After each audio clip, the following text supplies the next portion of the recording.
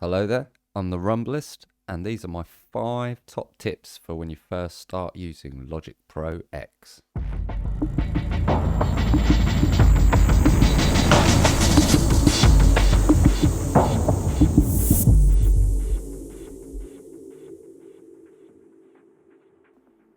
So, first things first, let's load up Logic Pro. Here we go.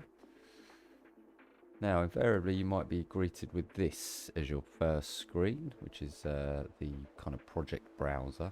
But before we get to that, let's take a look at our settings. So up here in the top right corner, if you click on Logic Pro and go to Settings, first thing we want to do is click on Advanced.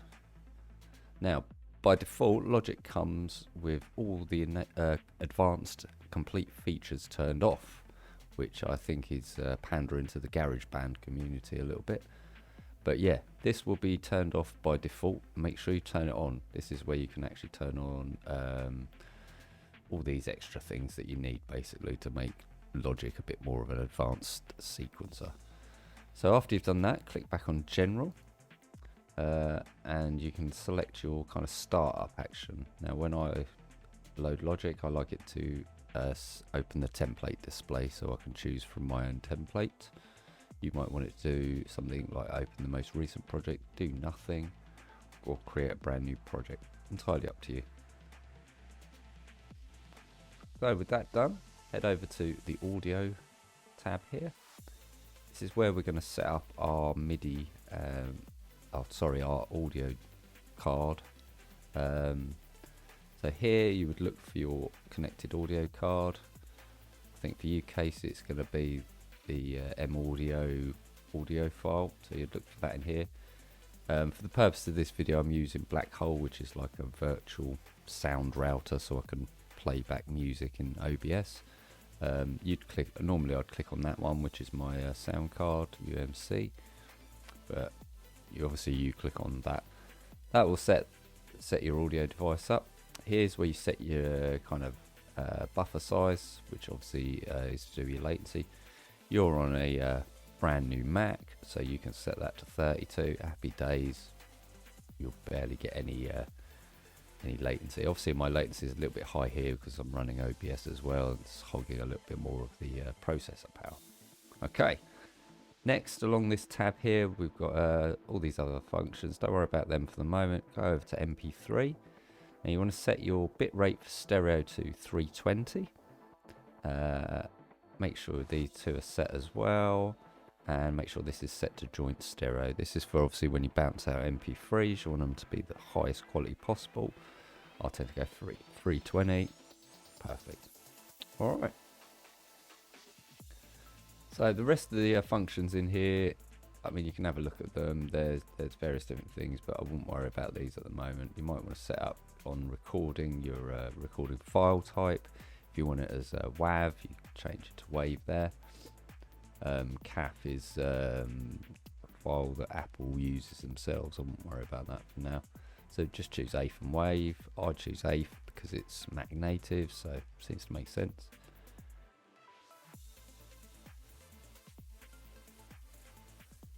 So, like I said before, I've already got templates set up. I tend to use this one, my electronic template, because it's already got my virus and my G2 kind of plumbed in already.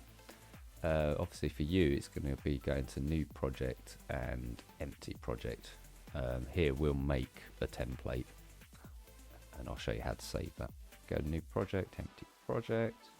We'll set one instrument again. Oh, let's set 3 actually. There we go, 3. First one we'll put piano, doesn't really matter here. Second one we'll put drum kit, Brooklyn again, and third, I don't know, let's put something cinematic. Let's put a melodic pluck, whatever the fuck that is. Right, so Y again to close your library.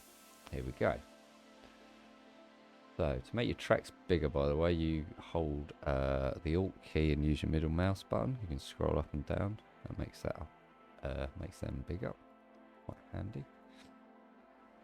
So say this was what you were going for. With let's set up some buses as well. I don't know, bus there and a bus there. We're not going to do anything with these for now. Just pretending we'd, I don't know, put a reverb on them. So let's put a chroma verb on them. Doesn't matter at this point. Right, so they've both got reverb on. Okay, so if I wanted to save that as a template, I'd come up to File and simply Save as Template. It will show you the file browser and sort of where it's saving it. So that'll be in under your username, music, audio music apps, project templates, and it goes in there. Give it a name up top here. Click Save. Obviously, I won't in this instance. And then, yeah, you obviously then shut that down. Apple N. You find that then in My Templates on the project browser here. And away you go, sort of thing.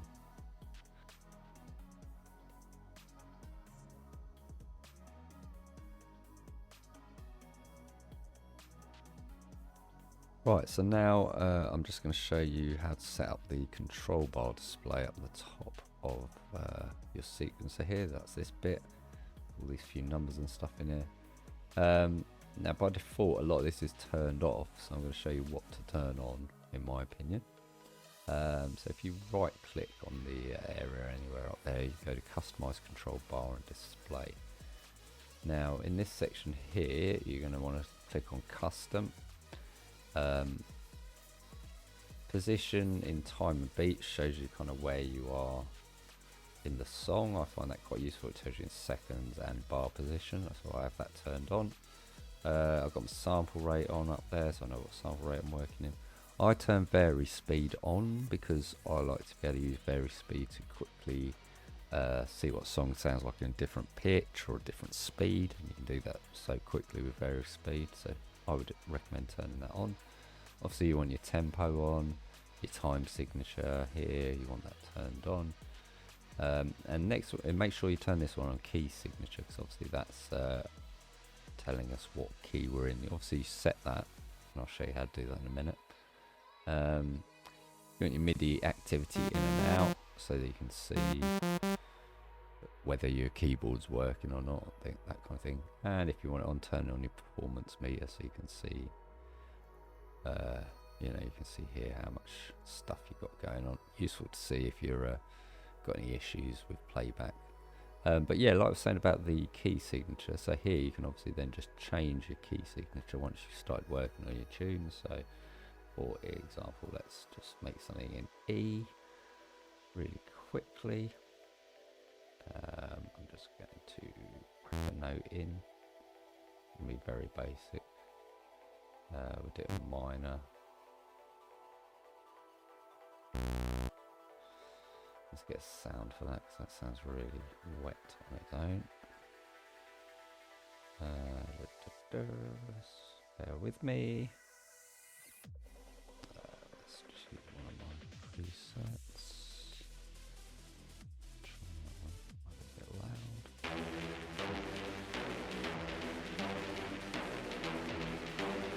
Right, so another couple of quick things. So with your MIDI region selected, you want to loop that, as I do here. I want to loop over 4 bars. Just hit L. That will set off an infinite loop, and you can then change it just by sliding along here with your cursor. Change the loop length, quite handy. So yeah, we're going to set this up here on our control bar display, our key signature, sorry, to E minor. Now this will come in useful for when you're using Apple loops and things like that in your tunes, because then whatever Apple loop you try out will be in the correct key. So to open the Apple loops, hit O, and that will bring up our loop browser over here on the right. Let's, I don't know, find something electronic, using the kind of menu thing up here. I don't know what we want with that. Let's think. Well, we want something with a melody, I guess, don't we? What's You could have that. Right, so stop that. So we know our tune's in E minor. And this will now put, even though it says it's here in D minor, this will actually play back in the correct key.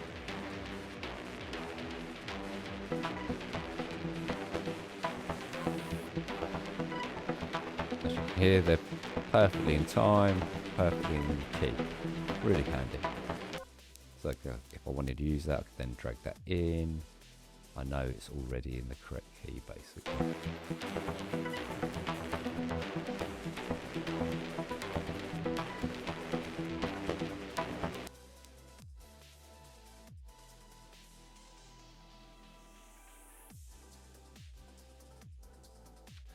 My last tip for setting up Logic for the first time is to set up your key commands. Now you can find this up here at the top left. You go to Logic Pro, we go down to key commands and edit assignments.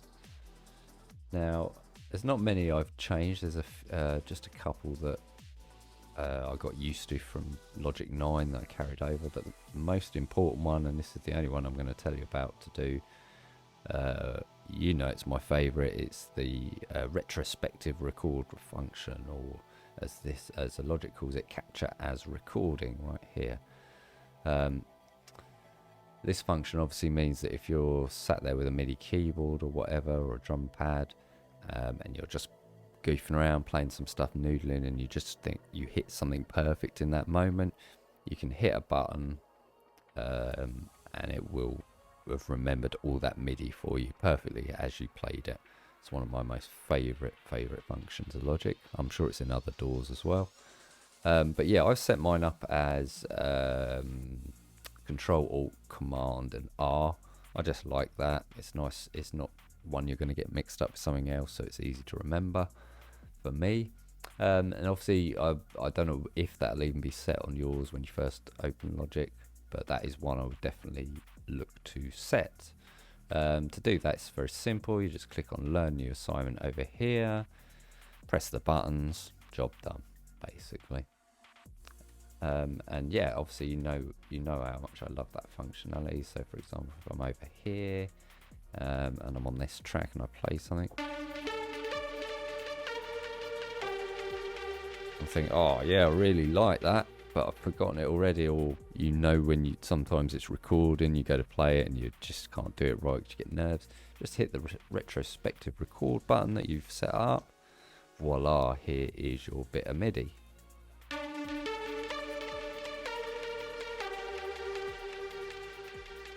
Yeah, really handy.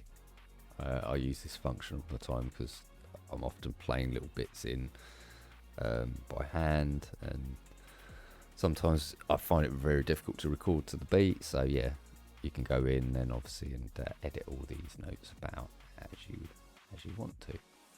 So yeah, those are my 5 top tips for setting up Logic for the first time. If you've enjoyed the video, don't forget to like, comment, subscribe, all the usual shenanigans, and I'll see you guys next time. Peace out.